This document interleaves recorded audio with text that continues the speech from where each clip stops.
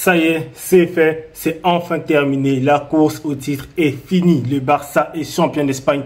Bonsoir à toutes et à tous. J'espère que vous allez tous très bien. On se retrouve pour ce débrief de la victoire du Barça en Liga. Ce débrief de la victoire du Barça face à l'Espagnol de Barcelone pour une deuxième fois consécutive que le Barça remporte la Liga. Elle le fait sur le terrain du rival voisin. Voilà. En fait, le Barça, ce soir, malgré le fait qu'il sorte un match dégueulasse, on s'en fout, on s'en bat les couilles, on s'en bat les steaks complètement. Parce que oui, malgré tout, le Barça est champion avec la manière durant quasiment toute la saison.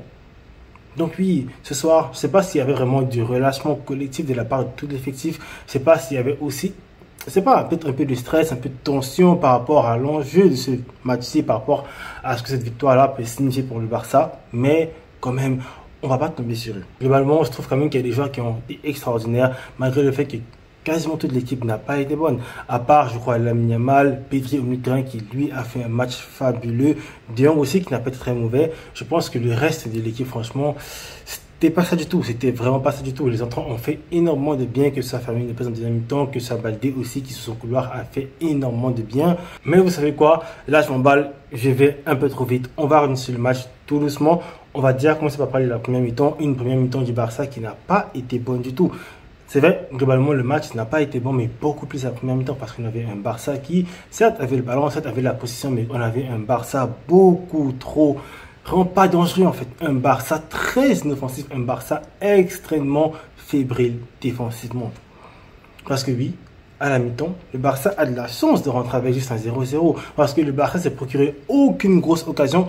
Contrairement à l'Espagnol de Barcelone qui, oui, certes, n'avait pas beaucoup de ballons, mais eux, quand ils arrivaient à ressortir le ballon, en 3 passes, ils se retrouvaient limite en occasion de but direct.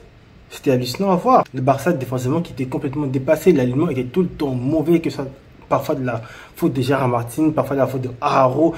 Ils se faisaient tout le temps battre dans leur dos. C'était quasiment énervant à voir. Et le Barça, offensivement, était très, très, très nul. Ce soir, nul. Parce que certes, on arrive à se procurer quelques situations, on ne peut même pas vraiment appeler ça des occasions, parce que le Barça réussit parfois à créer des petits décalages par-ci, des trucs par-là. Tu as une frappe complètement ratée de Lewandowski, tu as Dani Olmo qui vraiment est très lent, parfois des déviations ratées, des passes ratées, Rafinha pareil, beaucoup de déchets, énormément de déchets de la part des joueurs offensifs du Barça, franchement. Et c'était ça toute la première mi-temps en fait, c'était ça toute la première mi-temps. On ne s'est procuré aucune grosse occasion, on a une seule frappe cadrée et vraiment c'était pas du tout bon. Les gars n'étaient pas concentrés. À part Lamine et à part Pedri, franchement, le reste de l'équipe durant toute la première mi-temps a été mauvaise. De Jong c'était acceptable, mais quand même, c'était pas ça en fait. C'était pas ça. Toute l'équipe n'a pas été bonne et j'aimerais vraiment revenir sur Lewandowski. Franchement, il sort un match exécrable. Il sort un match dégueulasse. Et je sais pas si c'est parce qu'il revient de blessure ou c'est parce qu'il... C'est pas, comme je l'ai dit, j'ai l'impression que toute l'équipe était vraiment relâchée en fait. Je sais pas si c'est de la pression ou du relâchement, mais lui particulièrement, beaucoup trop de déchets dans le jeu. On retrouve le Lewandowski qui n'arrive pas à faire un seul contrôle. En fait, tout son jeu en déviation, tout son jeu de but était nul, était franchement catastrophique. Tu vas, même avec les deuxième mi-temps, c'est pareil en fait. Le Barça qui revient, qui certes montre de meilleures intentions, qui certes était beaucoup plus intéressant qu'en même temps, mais qui jusque-là n'était pas vraiment flamboyant. Et dans un match aussi insipide, dans un match aussi vraiment soporifique, parce que le match était ennuyeux, pas se mentir, tu as un éclair de génie de la part de monsieur Lamine Yamal. Il termine ce match avec un but et une passe décisive. Mais d'abord, quel but! Quel but! Quel but! Quel but en fait! Le mec il prend le ballon, il rentre vers l'axe et comme d'habitude, il fait sa spéciale, un enroulé à l'extérieur de la surface de réparation, direct dans la lucarne du gardien. Il pouvait rien faire en fait. Même si tu te transformes en Superman, tu peux pas rattraper ce ballon là, c'est pas possible. Le but de Lamine Yamal est juste sensationnel et c'est à l'image de son match. Un match où certes il a beaucoup plus de déchets que d'habitude, où il ne réussit pas autant de dribbles, mais tu vois qu'il tente des choses, tu vois qu'il essaye, tu vois que parfois ça passe, tu vois que en fait tout le danger du Barça ce soir venait de Lamine Yamal.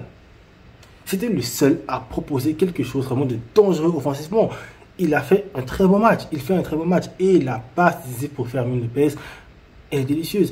J'ai l'impression que le gars il force pas en fait. Sur l'occasion, le ballon vient, le défenseur adverse de la sortir, mais malheureusement il est trop court. Lamine Yamal réussit à décaler et il fait une passe vraiment tout doucement, lisse, direct Fermin Lopez qui fait lui aussi une très belle entrée et qui conclut par ce but magnifique, une très belle frappe dans le petit filet du gardien. Franchement, c'est mérité pour lui, c'est vraiment récompensé pour lui. Il vient mettre ce but-là qui confirme le titre du Barça.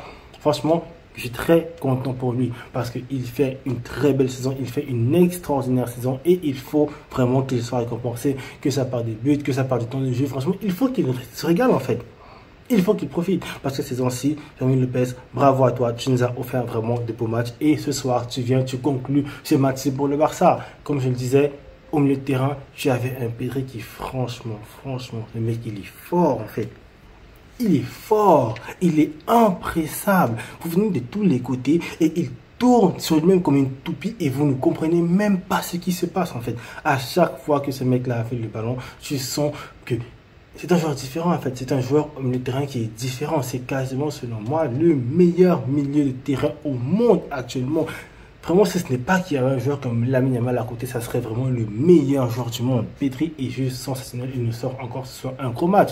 De Jong aussi, qui lui fait, selon moi, une bien meilleure deuxième mi-temps que la première. La première, elle n'était pas naze, mais franchement, il y avait énormément de déchets. Il y avait encore beaucoup trop de... Je sais pas si c'est vraiment un manque d'engagement, un manque d'énergie, mais c'était pas ça. Deuxième mi-temps, beaucoup mieux. Tu sentais qu'il y avait beaucoup moins de déchets. Je sentais qu'il créait beaucoup plus de décalage. Et le moment, je me dis, il peut essayer de frapper, il peut tenter la frappe de loin, mais globalement, il fait un bon match. À part ça, comme la défense du Barça, comme je l'ai dit, n'a pas été bonne du tout, que ce soit Christensen, Haro, franchement. Je les ai pas trouvés en jambes, mais je les ai trouvés franchement dégueulasses. En fait, il n'y avait que Eric Garcia pour venir rattraper le lot. Eric Garcia, lui, par contre, il fait un très bon match. Vraiment sur le côté droit. Ce soir, il a assuré. Il est dans la lignée de ses derniers matchs à ce poste-là et vraiment, il nous donne beaucoup plus de choses pour la saison prochaine. On sait désormais que même si le Barça ne pourra pas forcément se renforcer à ce poste latéral droit-là, on a un Eric Garcia qui est là, qui peut faire le taf, qui peut vraiment faire plus que dépanner parce que lui, il a montré de très belles choses. Selon moi, vraiment, c'était le seul défensivement qui a été bon. Gérard Martin, catastrophique. Mais bon, qu'est-ce qu'on peut dire? Dans tous les cas, peu importe, le plus important a été fait. Les gars sont champions.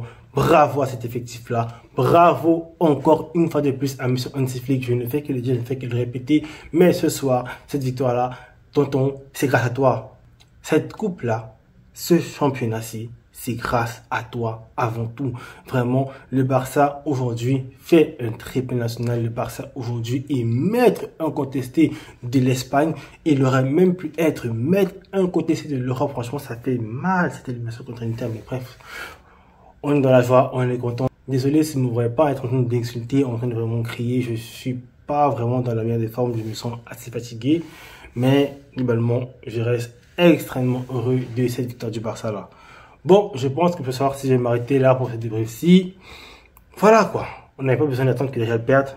On a fait le travail nous-mêmes. Très fiers de ce Barça-là. On se retrouve très prochainement pour une prochaine vidéo. Jusqu'à là, prenez tous soin de vous et à très vite. Jusqu'à Barça.